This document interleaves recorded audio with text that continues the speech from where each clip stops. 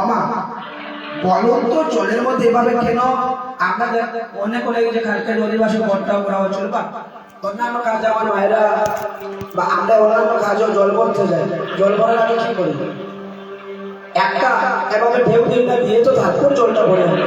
কেন দেওয়া হয়? তোমার কেন দেওয়া হয়? দেখবে জল যদি স্থির গতিতে থাকে থাকার পর দূর থেকে একটা লক্ষ্য করবে যেমন উপরে একটা আবরণ ধরে দিয়েছে, সেটা সরিয়ে আমরা কি করি ভালো জলটা নিচের থেকে নিয়ে আসি। তো সুরধনী গঙ্গার কাছে যে এই নদী নাগরী আজকে গিয়েছিল কি করলো এভাবে তিনটা ঢেউ দিল, তারপর জল ভরতে গেল। এখানে একটা তথ্য আছে, আমরা অনেক মায়েরা বাবারা বলি গঙ্গায় ডুব দাও, গঙ্গায় ডুব দিলে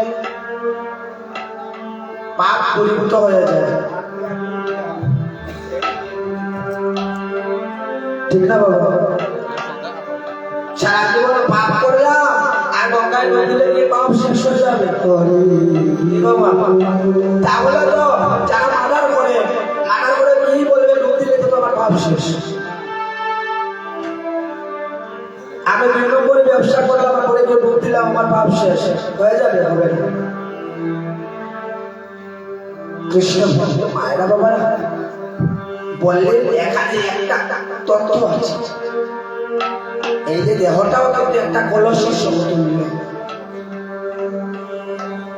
গঙ্গায় ডুব দিলে বাহিরের তোমার এই যে আবরণটা যে বাহিরের পাপ নির্মূত হয়, আমাদের যে ভিতরে যে পাপ বলে আছে 6 নদী বদন পথে ভীষণবাদী সর্বক্ষণ দেখ মন্ত্রণা। ঘরের মধ্যে 6টা নদী আছে, অর্থাৎ ষড়রিপু 6টা রিপু আছে। আমাকে ভালো কাজ করতে দিলে আগে বাধা দিয়ে দেয়। দেখলেন মনে করেন আপনি এই দাদা মুশির বাড়িতে কীর্তনে আসেন, হঠাৎ আপনার ভোটের দ্বারা একজনের সাথে দেখা হয়ে গেল, আপনি বললেন আপনাকে বলে কোথায় যাচ্ছিস না, এই তো গুরু গোসাইয়ের বাড়ি বাড়াচ্ছি কীর্তন শ্রবণ করতে। আরে বাড়িতে না কীর্তন শ্রবণ করে কি হবে, সারা জীবনে তো কীর্তন শুনি, কি লাভ হলো? চল চল আমরা একটু ঘুরে আসি। আর কি করবি কীর্তন শুনে তো আমরা ঘরে বসে শুনছি, আর এখানে গিয়ে কি হবে? গিয়ে না আপনি ঘরে ঘুমিয়ে ঘুমিয়ে শুনবো, চল চল চল চল। আপনাকে এখানে আটকে দিল, আপনাকে ভোজন করতে আসতে দিল না, একটা কুমন্ত্রণা ঘর ভিতর থেকে দিচ্ছি। গড়ে আছে 6 নদী ভজন পথে ভীষণবাদী নিরবধি দেখ কুমন্ত্রণা। সর্বক্ষণ আপনাকে ভালো কাজ করতে দেবে না। আপনি যদি এই 6 নদী অর্থাৎ সরলের পক্ষে যদি বস করতে পারেন, আপনাকে নবদ্বীপে গিয়ে আর গৌরহরিকে বুঝতে হবে না, বৃন্দাবনে গিয়ে কৃষ্ণকেও বুঝতে হবে না। যখনই নিজের ঠাকুর করে বসে রাখবেন, প্রভুকে দেখা দাও, ভগবান দেখবেন পৃথিবীর যে প্রান্তে থাকুক না কেন পাগলের মতো আপনার কাছে ছুটে আসবে।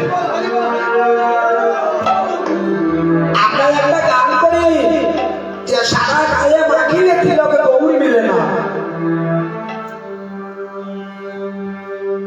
আমরা কিন্তু গান করি সারা গায়ে মাখিলে তিলক বাইরে গৌর মিলে না, গৌর মিলে না বাইরে কৃষ্ণ মিলে না। যতই আপনি রাধার সঙ্গে তিলক করুন না কেন, যতই করবেন তিলক আপনি তুলসী মালা লাগান না কেন, আপনি যদি ভিতরটাকে যদি না ঠিক করতে পারেন, আপনি তুলসী মালা আর রাধার সঙ্গে তিলক দিয়েও লাভ হবে। বলবে তুমি গঙ্গায় ডুবে দিলে যেরকম তোমার বাহিরের মহিলা পরিষ্কার হয়ে যায়, তুমি একবার কৃষ্ণ নামামৃত সোনা পান করতে পারো, কৃষ্ণ প্রেম সাগরে যদি তুমি ডুব দিতে পারো, সেদিন তোমার ভিতর বাড়ি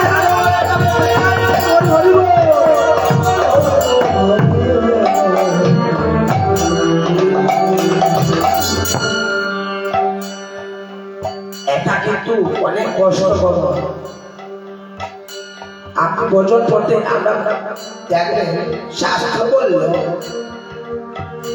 যে মা গর্ভের মধ্যে একটা কৃষ্ণ